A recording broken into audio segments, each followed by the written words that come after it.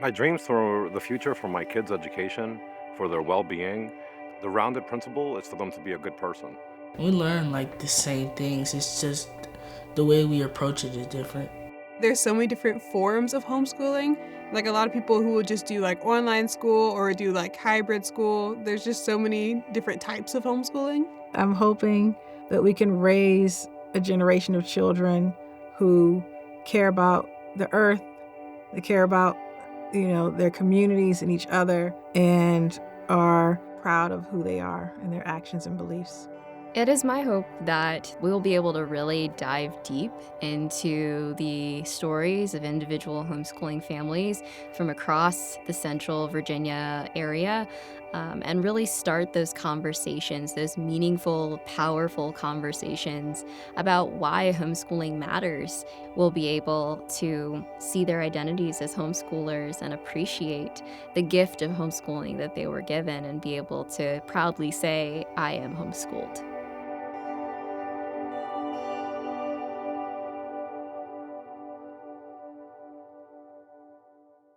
My name is Nasia Israel, and I am the founder and executive director of Homeschool EmpowerED. We are a nonprofit advocacy organization for homeschooling families, as well as a resource center for homeschool leaders, founders, co-op founders, as well as families and organizations.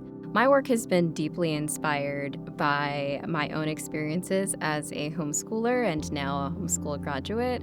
A lot of character building was in the homeschooling process, and I was really inspired by the freedom and flexibility in homeschooling, as well as the ability for me to help carve out my own path in my educational experience and kind of take the reins in what I learned, how I learned it, and when, where I really didn't have to stick to the confines of a traditional education schedule or how that would look in a traditional classroom, and could really just be myself and explore what I'd like to explore. So I taught for over 10 years at a public middle school. I decided pretty early that I didn't want my children in the schools in which I taught at. And we lived in the same neighborhood in which I taught, so they would have been in our sort of feeder schools pretty early on. I just didn't feel like it was a space that really celebrated who we were culturally and our identities. And so the option was, hey, I have a background in education, a master's degree. I've been teaching for over a decade. Like I could do this myself. We underwent the homeschool route with our children. A lot of it had to do with connecting back to nature. And we felt as we went through the public school system, as there was lack of a focus of that, lack of attention of environmentalism, advocacy for those in need, advocacy for the environment itself, and we wanted to root to more of a plant-based, nature-based education. We've eventually started finding more and more homeschooling families and went to the city of Richmond and asked if they'd consider partnering with us. And they were happy to, and we were super excited about that. We were calling ourselves Cultural Roots. This was a cultural arts center. The two really aligned. We were really looking to do a lot of those cultural arts type programming, which they offered. We partnered to hire a lot of their teachers to come back in during the daytime to offer the same class, but just the daytime where we could get, enough students together. And so we ended up building this whole community out in partnership with the city of Richmond and Parks and Rec. To be in the atmosphere of other families, other homeschooling families that are very much aligned with nature-based education, but also rooting them in culture-based education, having to do with where they come from, where they're going in life, what do they eat, what's their life like, and all those things. Culture Roots was very inspirational in that aspect. Most people have to work 40-hour weeks and don't have time to homeschool their kids and don't have money to be able to hire tutors. So when we found Cultural Roots, which is a really diverse community, we were really overjoyed. I really like co-ops because it brings together a lot of different kids. It's kind of like how you choose different college classes, how you choose which classes you want to take. And it just allows there to be like a bigger group of homeschool kids. So you really get like a socialization, and also you can do like other extracurriculars with them. I mean, there's the classes. You get to connect in the classes. We also have like lunch, so we take like breaks from our classes and we just communicate, joke around. During some of the classes, we get like if you've already done the work and it's like you understand and you can help your classmate. Yeah, I have a lot of friends because of co-op. We're very silly. We have to get broken up in class sometimes because we talk too much, but I mean, I feel like it's fun. We're very tight. I feel like the reason a lot of people think that homeschooling isolates people is because they only really know of like homeschooling like at home and just with like your children. Whereas with co-ops, there's a lot of other kids or just doing different programs that like bring homeschoolers together. Like I remember in elementary school, there was this program for homeschoolers where you go to like a park and have like a Nerf battle for a couple hours.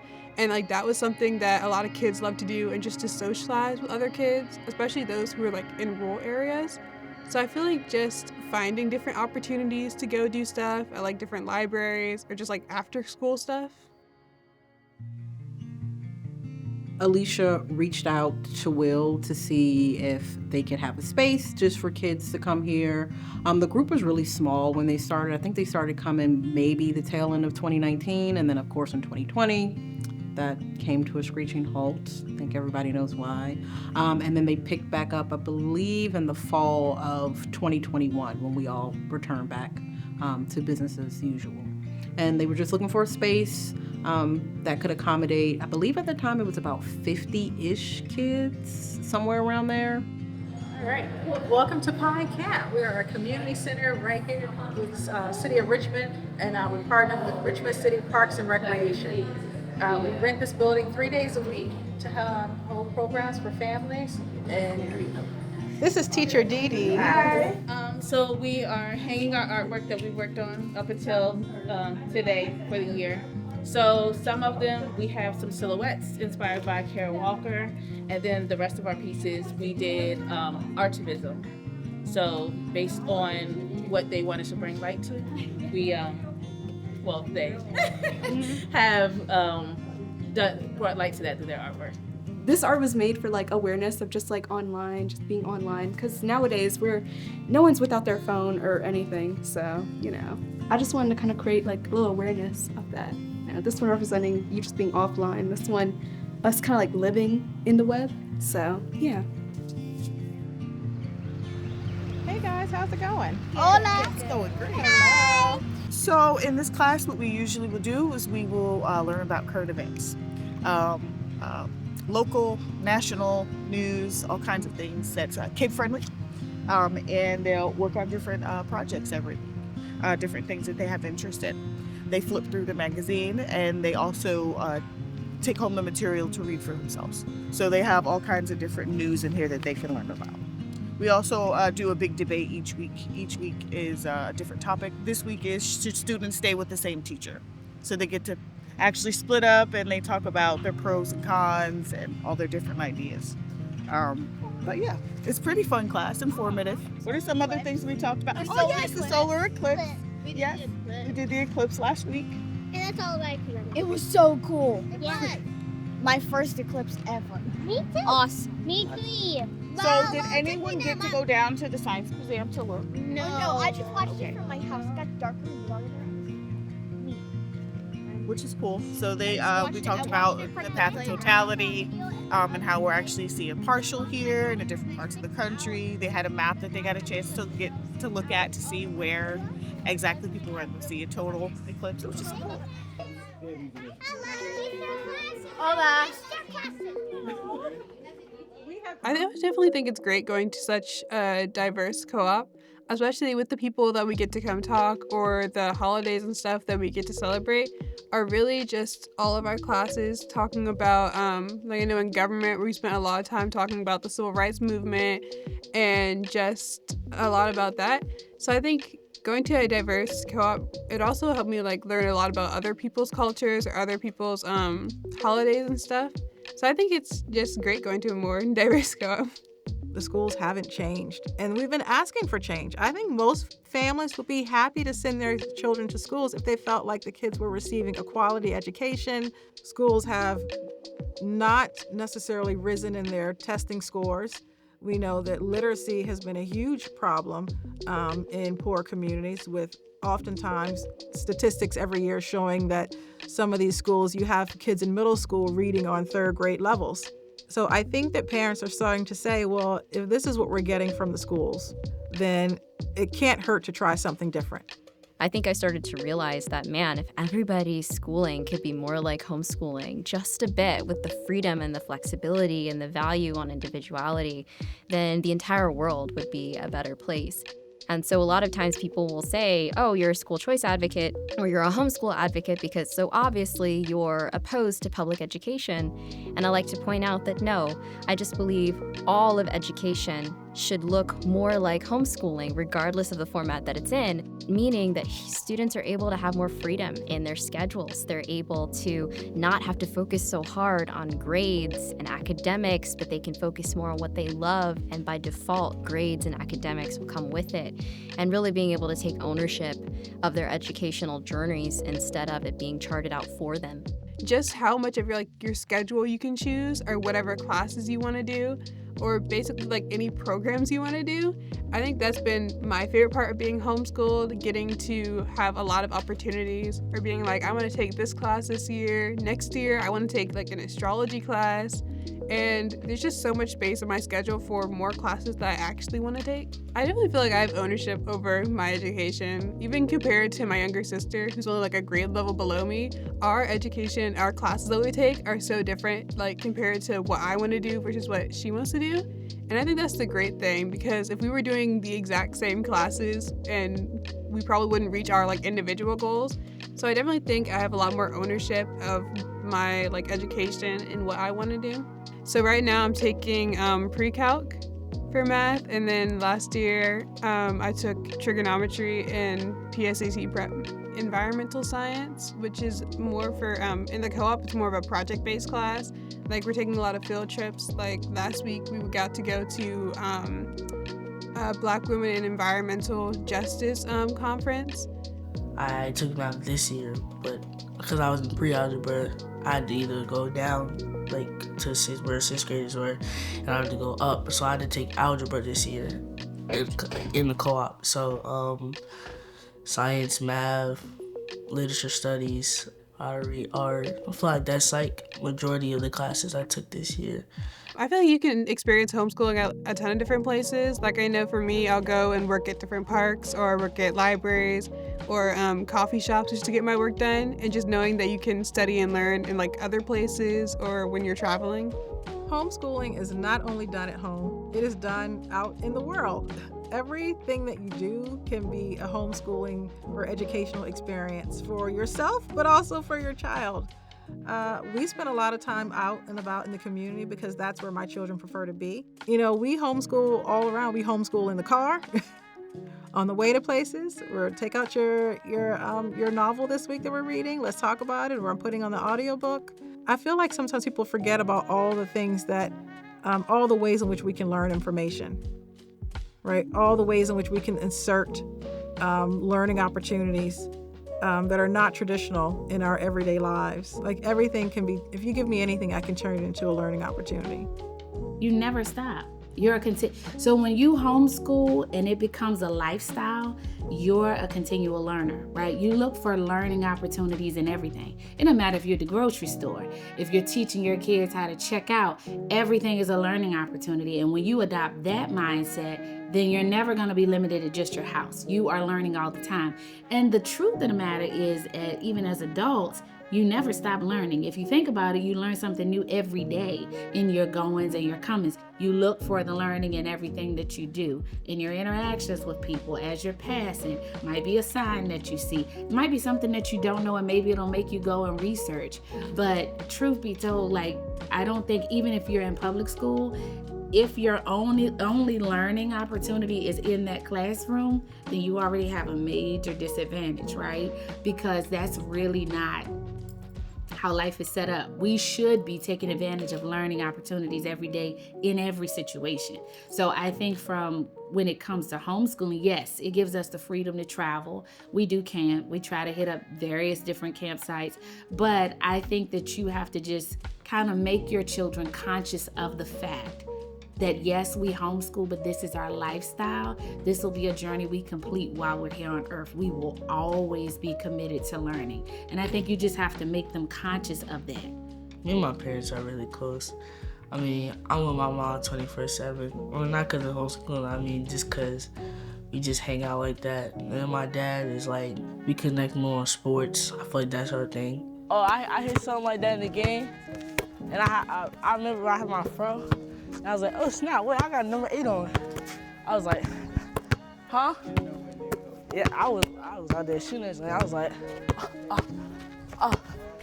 no, cause no. What were you saying? I think number one, the amount of support they're able to get directly from their parents has been extremely helpful, whether that's a mixture of educational support, but also emotional support and social supports, I think have made a huge difference. We have a number of students that are interested in exploring internships and other opportunities.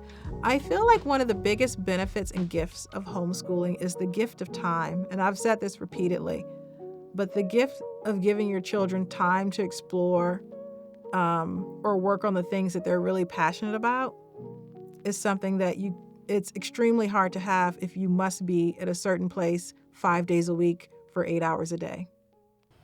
No, it's fine.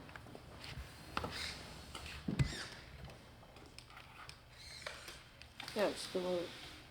How much of this is about problem solving? All of it is. The one thing I can always guarantee them is that they will fail, and then they will figure it out. But they will fail at the worst possible moment, and they will still have to get on the field. Yeah, especially at state at the beginning when we thought we had a punch bot. That wasn't fun. Yeah. Yeah, I appreciate getting to raise my own kids, because when they were in public school, they were influenced by everybody else around them. And, you know, as much as you want to think that, you know, well, their home training is going to make a difference, it to some degree does. But when they're with other people influence them. They had to find their people. They had to go, like, you're in a classroom full of kids with similar last names, you know, whatever. Similar interests, like you're in science together or whatever the case is. You have to get in that classroom with 30, 40 kids and figure out who your friends are. That's it. I think our quality of education is far greater than the one in public school, because you're not limited to, you do absolutely everything. Like, I took biology twice, once when I was like 8 and another time last year in my junior year. And so you're not limited to anything, so you do absolutely everything. So, and you don't really get that opportunity in public school, like you're stuck to your 5 or 8 classes. Parents and students themselves set the bar for the success measured in home education. And a lot of people look and go, what? Like, how does that work? There's no universal standard. And I like to say that there is, because every student has an innate desire to learn and an innate desire to grow. And if you feed that and you nurture that, then you're going to have a turned on kid, you're going to have an engaged student, and that is the biggest sign of growth and of success. Traditionally, when people think of homeschooling, they don't think of people like me. And the reason is because there has been this pervasive narrative that homeschooling is only for a certain demographic and a certain religious background. And that is actually not the case, because we see the rise in homeschoolers who are single parents. We see the rise in homeschoolers who are from underrepresented or underserved communities, from urban communities.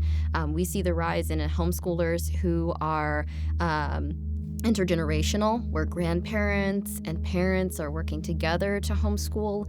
And we see entire communities coming together to homeschool in these concepts of microschools and homeschool co-ops.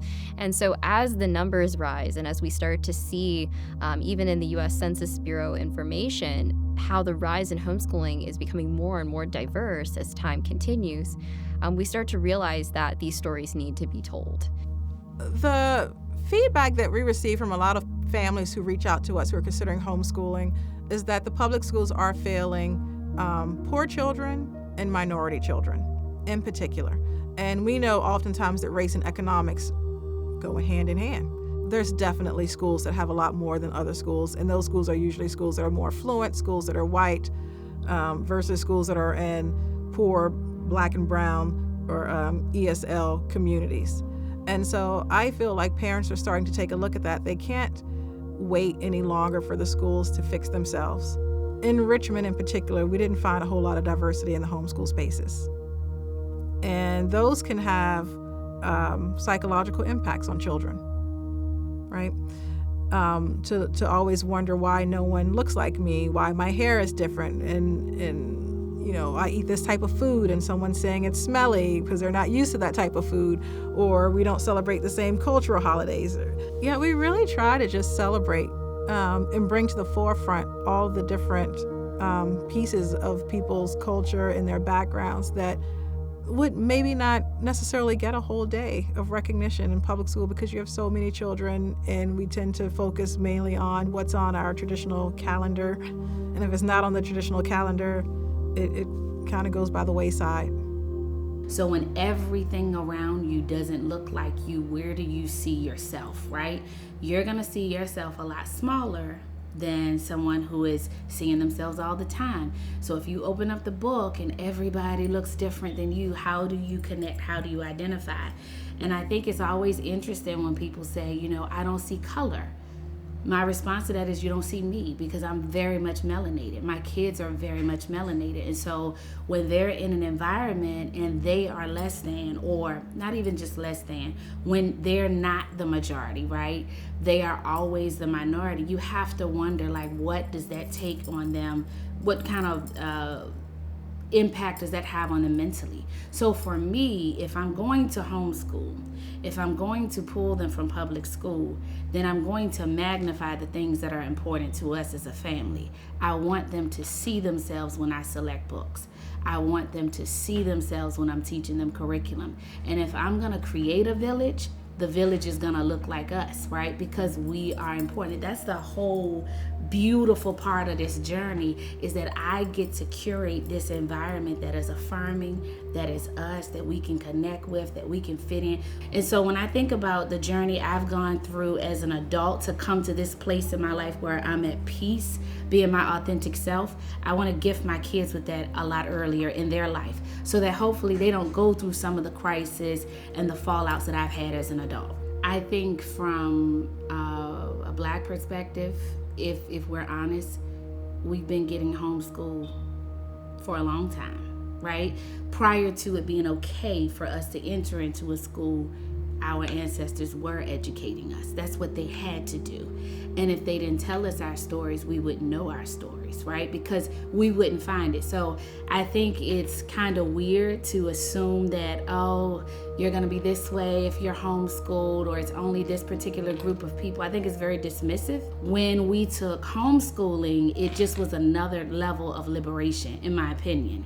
And so I think that we have to really check where some of those biases are coming from, and be open to the fact that maybe we have been operating from a blind spot if we are to assume that homeschooling only looks like one thing, because it's not. Diversity and representation is critical in the homeschooling community, at least for diverse families. I would rather say for everyone, because we're all human citizens of the same space. And it's really easy to become laser focused on your group. And that can be a gift, but it can also, it can also hurt children, because then they are not exposed to other people, and they may not necessarily learn some of the skills that you need to be able to work with other groups of people who may be different from you, have different ideologies of you. And those are all really important. And so creating spaces where you welcome people of different backgrounds, different socioeconomic statuses, native speakers, non-native speakers, different religion or none at all, that I feel like builds a stronger, cohesive community. And I hope the future that we want for all of our children is one in which everyone feels celebrated. I definitely feel like my experience with homeschooling has been really positive, especially with all the opportunities I've gotten. I've gotten to speak at different conferences or participate in a lot of activities I wouldn't have been able to do in public school. So I feel like from all the opportunities and stuff that I've gotten out of homeschool, I would say it was very beneficial for me. Homeschooling, you can really get ahead, or it's a lot easier to, if you want to do a more complex math, or if you want to start taking more advanced classes. Like in 8th grade, I started taking high school level classes because there were no rules. I couldn't take these classes. So I know a lot of people who want to graduate early, or who are taking dual enrollment to try to get their associates. So I think if you are more ahead and you want to get more ahead, homeschooling is great because you can take more advanced classes and really complete it within your own schedule. I would say it's easier to get help because in the classroom there's let's say 30 kids or 20, but when you're homeschooled, it's just you, your siblings, or if you're a single child, it'd be just you, so you get extra help. So it's a little easier to understand the subject. Most people should do it. Some kids now need more help in different subjects. I'd say that'd be a great way to help them. And plus you have a co-op, which is a community. Some helping, you get to connect with more people. You get friendships, bonds, I am very grateful to be able to homeschool my children. I do find myself in the situation that I am able to do so, and I do hope so that a lot of other parents are able to do so. You will find that it's actually easier than you think. And when you look at the benefits, they outweigh the cons of things. The benefits are you choose what your kid is learning, you choose the depth of what your kid is learning. And my whole experience for cultural roots and that of homeschooling is how do we see this world? And how do we best see this world? How can we make this world a better place so people can be good? My hope for every child at Cultural Roots is that they will grow up proud of who they are, of their heritage. They will have a strong sense of themselves and their self-esteem, that they'll be able to go out in the world and interact in a way that is authentic to themselves, that they are proud of themselves, and honestly that they will have a huge community focus. A goal for me as just being a part of a people that has been historically underfunded and disenfranchised, this idea of going back into community and helping to rebuild and helping to pour back resources. And I really feel like that begins with educating families and educating the children, so that as they grow up, they don't necessarily move away and take all of their resources with them, but that they either come back to pour back into, or that they stay and help build. But just understanding that, we are one huge community. I want to raise, if this even exists, what would it feel like to be free, people? But also for them to have enough experience, enough critical thinking ability, enough human social skills and capita, so that they can really put themselves in whatever opportunities or experiences or places that they want to be in and be successful. Home education is a form of education. It is a model, a framework of education, like public education and like private education, like charter education. So if we keep singling homeschooling out as this fringe, kind of off-the-cuff, isolated, small community of people who dislike public education and really just want to do the opposite of what the existing systems are, then we miss the beauty of what homeschooling is adding to the bigger conversation about rethinking education. Homeschooling contributes to the larger picture about how education can be more tailored and more personalized. They can go to math camp and YMCA and join a basketball team, whatever they would like to do. It's really tailored and really personalized. So the reason homeschooling, I believe, should become a valid third option and be more accessible to families is really because it's contributing to the bigger growth of education reform in the United States, and it alongside, not replacing, but alongside public, private, and charter education models will be able to completely redefine the way that students learn and open the door for more students to succeed and not fall through the cracks.